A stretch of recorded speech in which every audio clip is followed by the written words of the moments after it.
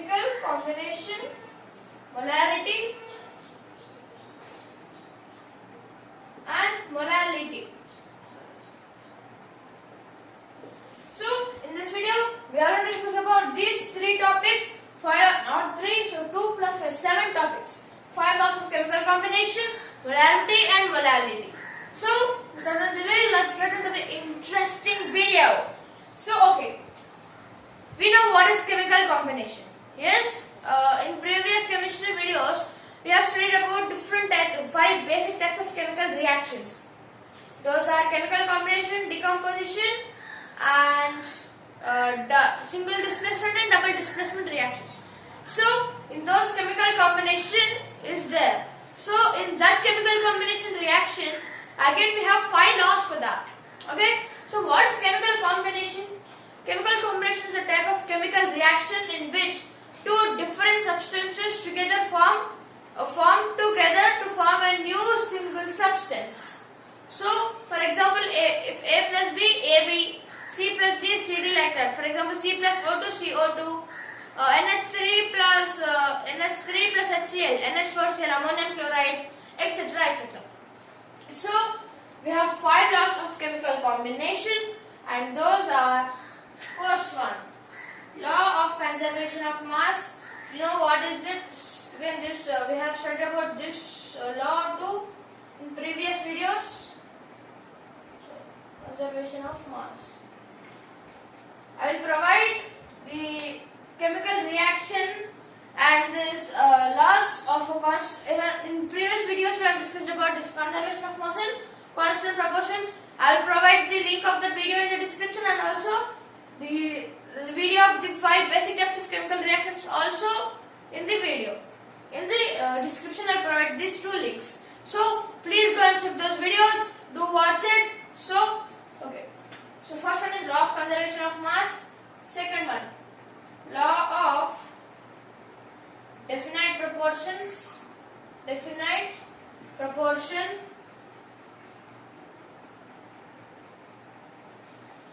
Third one, law of multiple proportion.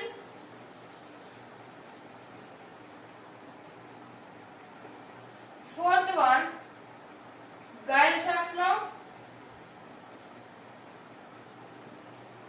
Gay-Lussac's law. And fifth one, Avogadro's law.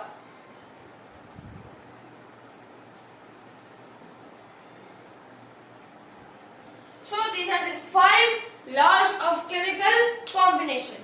So okay. So what does the law of conservation of mass states? So law of conservation of mass states that the mass can neither be created nor be destroyed. I am just explaining briefly. For detailed explanation, check the link below. So law of conservation of mass states that mass can neither be created nor be destroyed. In other words, the mass of reactants is equals to mass of products. So okay, what does the law of definite proportion states? The law of definite proportion states that substances are made up of elements present in a fixed whole number ratios by mass. Okay, for example, let's take carbon dioxide. Here the ratio of carbon and oxygen by mass. So what is the mass of carbon here? 12 AMU. Is 2 here. The mass of one oxygen atom is 16. There are 2 oxygen atoms. So 16 plus 16, which is 32 AMU. So if you cancel them, 3 is to 8. Okay.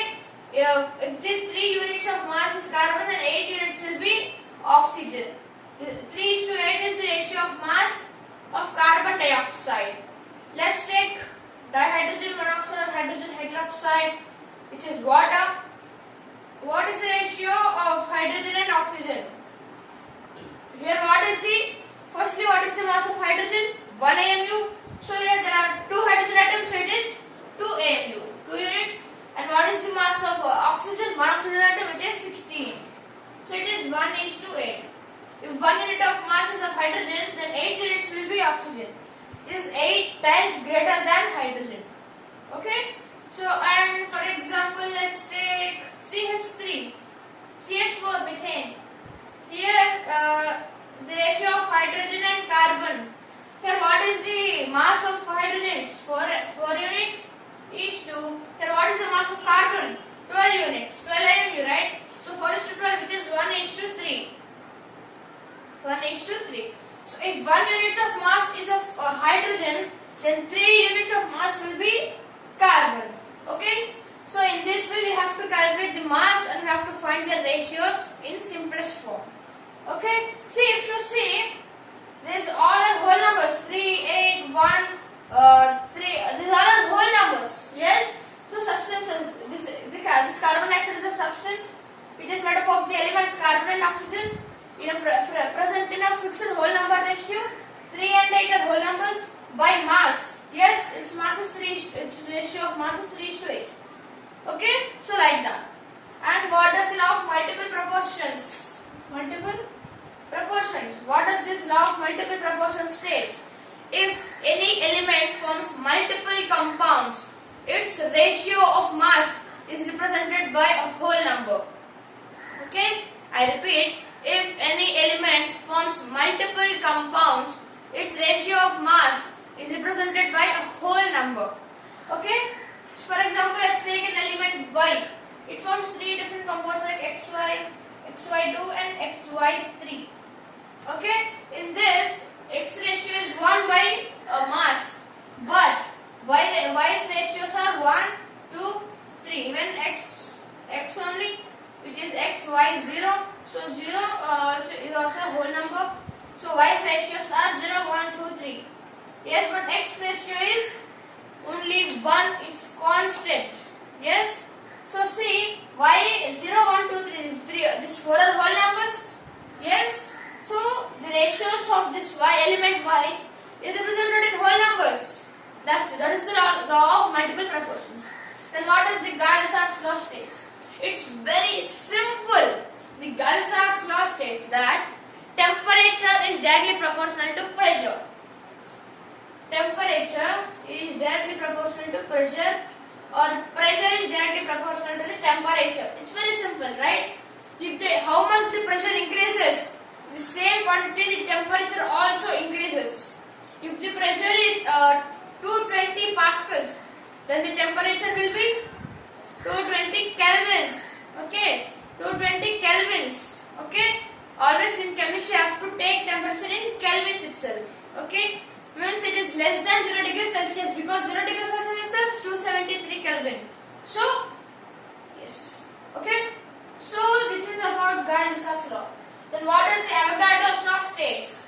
This Gay-Lussac and Avogadro are the scientists. Okay, behalf of those names we have laws. Okay, so Avogadro's law. What does this Avogadro's law states then? The Avogadro's law states that the volume of any gas, the volume of any gas is directly proportional to the number of moles or the mass at constant pressure and temperature. For example,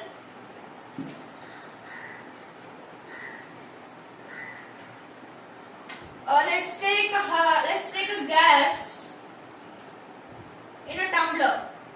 Let's say there is some gas in it. Okay. So this gas has some volume. Yes. Close this with a lid. This gas has some volume. That volume is directly proportional to the number of moles, or if you weigh, the gas has some weight. At least it has 1 gram, or 0.1 gram. It has some weight. Yes.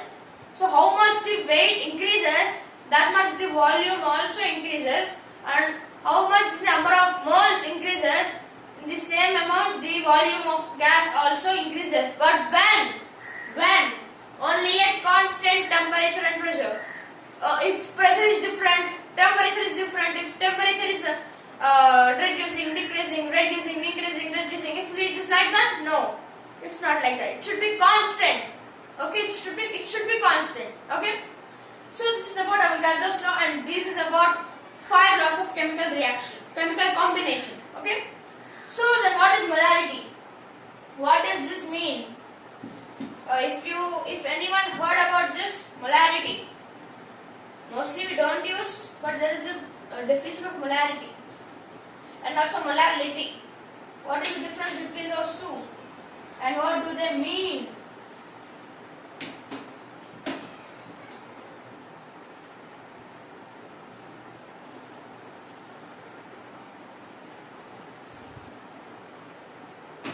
So molarity is nothing but the number of moles of solute dissolved in 1 liter of solution. Okay, so let's take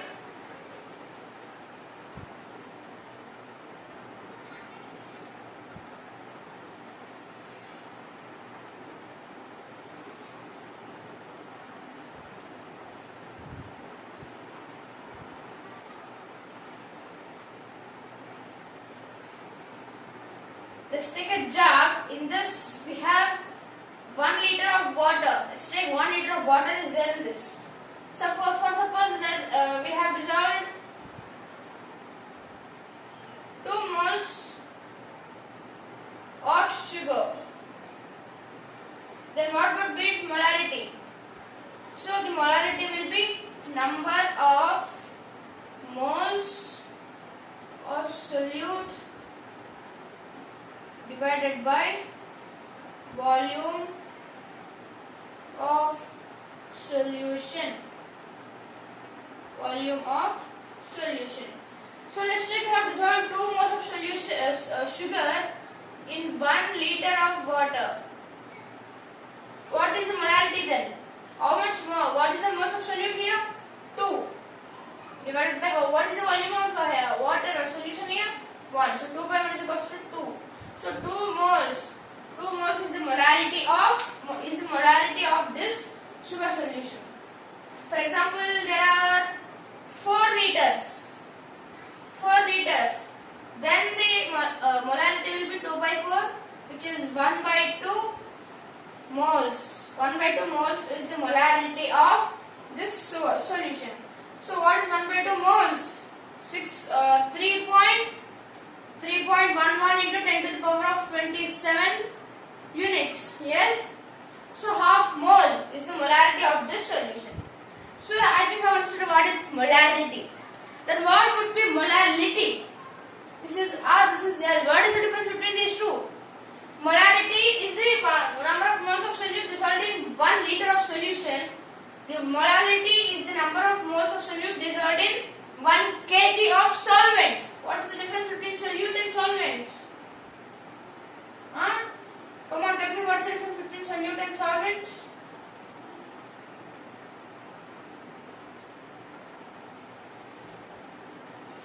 So solute is a substance which gets dissolved. Solvent is the substance which allows something to dissolve in it. For example, let's take some sugar. Okay, let's take some sugar and let's take some water. Now, what is the solute and what is the solvent? See, sugar dissolves in water.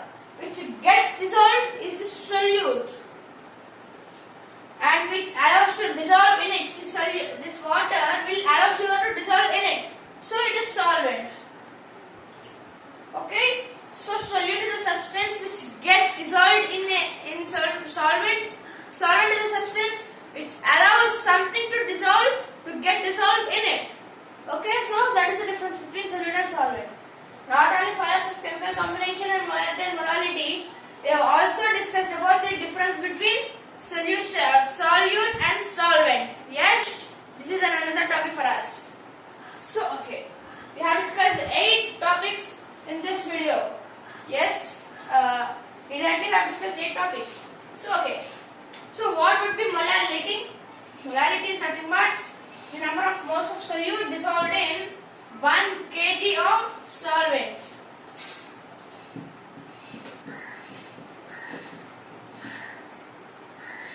So, okay, let's take 2 kg of water here.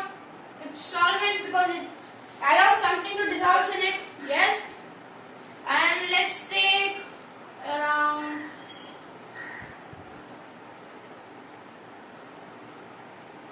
4 moles of salt.